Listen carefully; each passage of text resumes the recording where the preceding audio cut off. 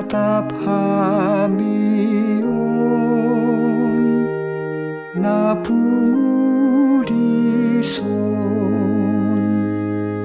ay nanang pujion nami dengan nibasam di hami tatap hamion napungudison. Shalom, selamat pagi Bapak Ibu, Saudara-saudari jemaat yang terkasih dimanapun berada.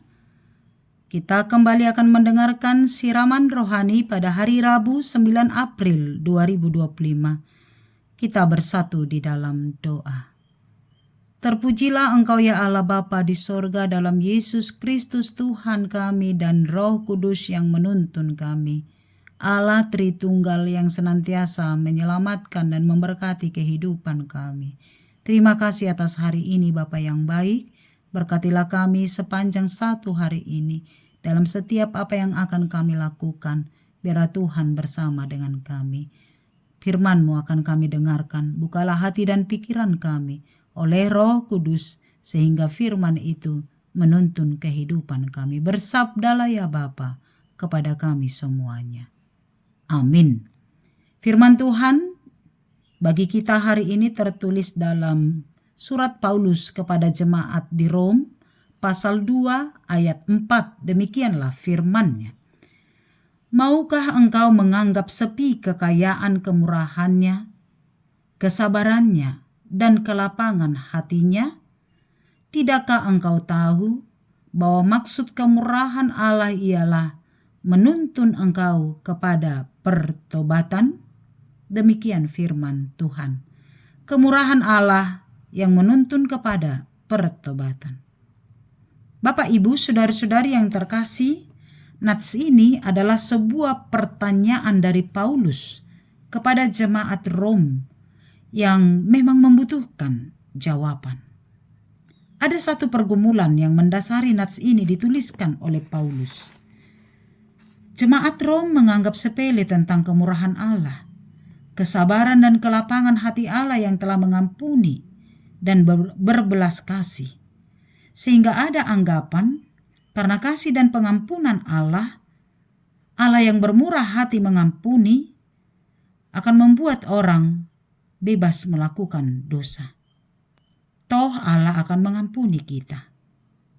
Sehingga kadang ada ungkapan yang menggelitik telinga yang berkata, kalau ada seseorang melakukan dosa, lalu ada temannya akan berkata, tidak apa-apa, besok kan hari Minggu, kamu bisa mengaku dosa dan memohon agar dosamu dihapus.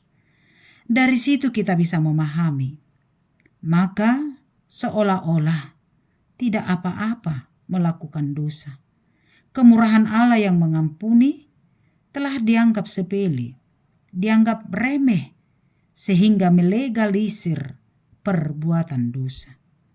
Apakah memang demikian? Lalu Paulus menjawab, tidak.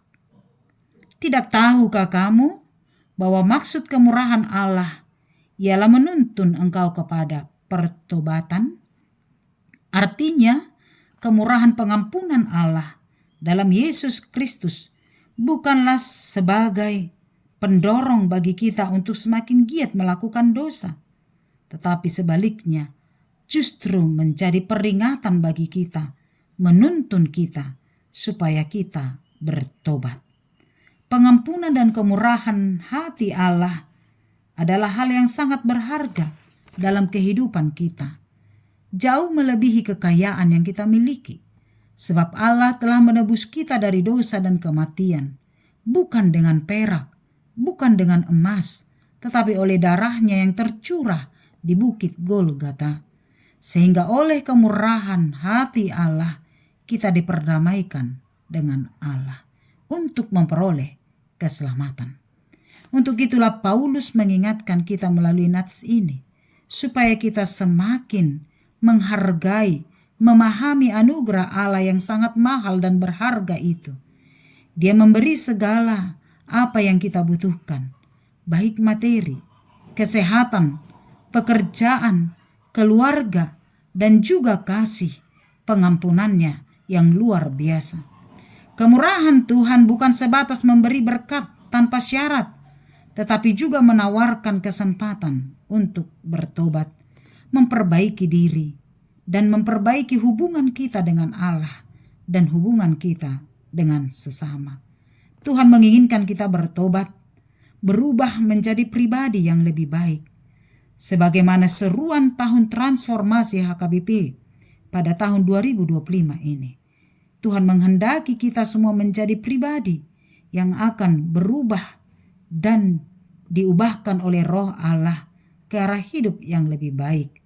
Sehingga oleh karena kemurahan hati Allah, kita diubahkan oleh Roh Allah dan kita dimampukan untuk memperbaharui hidup setiap saat, sehingga hidup kita senantiasa seturut dengan kehendak Allah. Oleh kemurahan hati Allah yang bermurah hati mengampuni kita, maka kita dituntut untuk bertobat dan dituntut juga untuk mengampuni, bermurah hati untuk mengampuni sesama kita. Tuhan Yesus memberkati kita melakukan firman-Nya. Amin. Ya Allah Bapa di sorga, sungguh indah firman-Mu yang memperlihatkan kepada kami kemurahhatian Allah yang senantiasa mengampuni kami. Tetapi itu juga Bapa di sorga, sesuatu hal yang sangat mahal dan berharga. Sehingga oleh karena kemurahan hati Allah, kami dituntun untuk bertobat. Berkatilah kami Bapa yang baik, supaya dalam setiap kehidupan kami mau diubahkan oleh kuasa firman-Mu, sehingga hidup kami senantiasa semakin layak bagi Tuhan. Terima kasih Bapa yang baik, Engkau Allah yang bermurah hati mengampuni kami, sehingga kematian tidak terjadi atas kami oleh karena dosa, tapi kehidupan yang kekal telah Tuhan anugerahkan bagi kami. Mari Tuhan tolong kami oleh Roh-Mu, bermurah hati juga mengampuni sesama kami, sehingga perdamaian, sukacita, damai sejahtera akan tercipta dalam kehidupan kami, dalam hubungan kami dengan Allah dan juga dengan sesama kami. Biarlah firman Tuhan mengakar dalam hidup kami dan berbuah dalam setiap perbuatan kami. Berkati kami sepanjang satu hari ini, kepadamu kami berserah. Berkati keluarga kami, anak-anak kami. Biarlah Tuhan mencurahkan bagi kami Roh Kudus-Mu yang menuntun kami melakukan kehendak-Mu. Berkatilah kami Tuhan, sehingga kami sehat untuk melakukan segala aktivitas kami, jauh dari mara dan bahaya dan rencana jahat siapapun. Berkati jemaat Tuhan yang melakukan pekerjaannya hari ini. Biarlah Tuhan menuntun dan memberkati. Berikan kesehatan, sukacita senantiasa. Jemaat Tuhan yang sedang sakit, yang dirawat di rumah sakit maupun di rumah, mari Tuhan pulihkan. Berkaryalah ya Yesus Tuhan kami melalui kuasa Tuhan, sehingga kesembuhan akan terjadi. Berkati jemaat Tuhan yang berulang tahun hari ini. Biarlah Tuhan memberikan panjang umur, kesehatan, dan sukacita senantiasa. Terima kasih untuk segala kebaikan-Mu. Kepadamulah kami berserah. Di dalam nama Yesus kami berdoa. Amin. Anugerah Tuhan kita Yesus Kristus, kasih setia Allah Bapa, dan persekutuan dari Roh Kudus menyertai-Mu. Amin. Selamat pagi, selamat melanjutkan aktivitas. Tuhan Yesus menyertai kita. Horas. Tuguhamion namardosaon Ale Yesus Tuhan nami saya